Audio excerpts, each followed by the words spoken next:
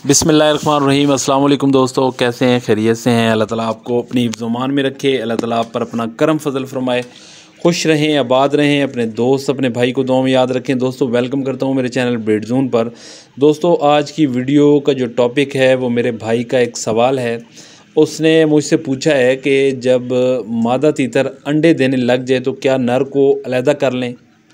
तो वीडियो उसी हवाले से है और नए शौकीन जो हैं वो वीडियो ये ज़रूर देखें, और जितने भी भाई ये वीडियो देखेंगे वो ज़्यादा से ज़्यादा ये इन्फॉर्मेशन दूसरे शौकीनों तक आपने शेयर करनी है ताकि हर बंदे का फ़ायदा हो सके। तो जो दोस्त मेरे नए हैं मेरे चैनल पर, उन तमाम दोस्तों से मेरी गुजारिश है कि चैनल को ज़रूर सब्सक्राइब करें, साथ बेल आइकन को भी दबा दें ताकि जो भी मैं तीतर के हवाले या तीतर की किसी भी इन्फॉर्मेशन के हवाले से वीडियो अपलोड करता हूँ उसका नोटिफिकेशन आप दोस्तों तक पहुँच जाए। वीडियो को ज़्यादा से ज़्यादा शेयर किया करें। अच्छा दोस्तों, जब मादा तीतर अंडे देना स्टार्ट कर देती है तो काफ़ी जो दोस्त मेरे भाई हैं वो नर तीतर को क्रॉस करवा के नर बाहर निकाल लेते हैं।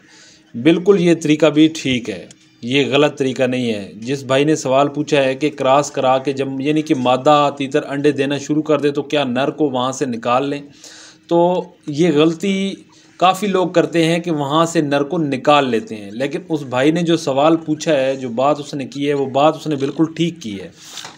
यानी कि जब मादा तीतर अंडे देना स्टार्ट कर देती है तो फिर कोई मकसद नहीं बनता वहाँ पे नर का। जो उसने बुर बनाया होता है अपने अंदर वो उसने देना ही देना होता है, और वो जितने भी अंडे देगी वो फर्टाइल होंगे इंशाल्लाह। ये गारंटी बात मैं बता रहा हूँ आपको।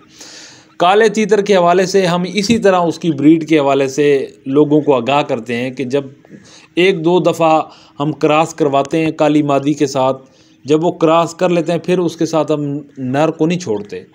मादा तीतर जो है वो अंडे देना स्टार्ट कर देती है और वो बच्चे भी निकालती है।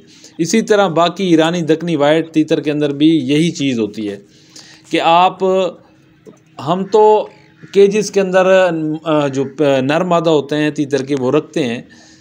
हमारे जो नर होते हैं वो मादा के साथ ही रहते हैं, हम नहीं वहाँ से निकालते।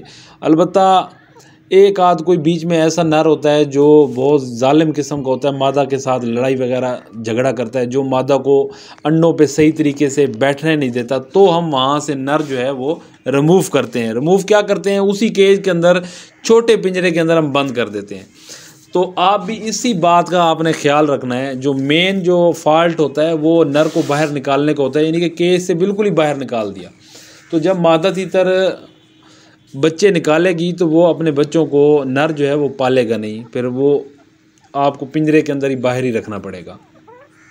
तो जब भी मादा तीतर, पहली बात तो ये है कि जब मादा तीतर अंडे दे रही है तो नर को उसी के साथ रहने दें, और आपको लगे कि अब अंडे पूरे हो गए हैं, मादा तीतर कुड़क हो चुकी है, तो फिर उसी केज के अंदर आप नर तीतर को जो है वो बंद कर दें ताकि जो नर तीतर है उसके सामने मादा तीतर कुड़क हो और उसी के सामने फिर बच्चे निकाले। जब वो बच्चे निकालेगी तो इंशाल्लाह जब एक दो दिन के बाद या 3 दिन के बाद आप नर को रिलीज़ करेंगे, इंशाल्लाह वो बच्चों को बआसानी पालना शुरू कर देगा। तो ये आप गलती मत करना, नर को उस केज के अंदर से बाहर नहीं निकालना, उसी केज के अंदर आपने छोटे पिंजरे के अंदर नर को जो है वो बंद कर देना है जब मादा तीतर बैठ जाए। तो उम्मीद करता हूँ दोस्तों आपको मेरी बात समझ आ गई होगी और वीडियो भी आपको अच्छी लगेगी इंशाल्लाह। और वीडियो को ज़्यादा से ज़्यादा शेयर किया करें, आपके शेयर करने से किसी दूसरे भाई का फ़ायदा हो जाएगा। अल्लाह ताला आपको खुश रखे, आबाद रखे। अपने दोस्त अपने भाई को दें इजाज़त। अल्लाह हाफिज़।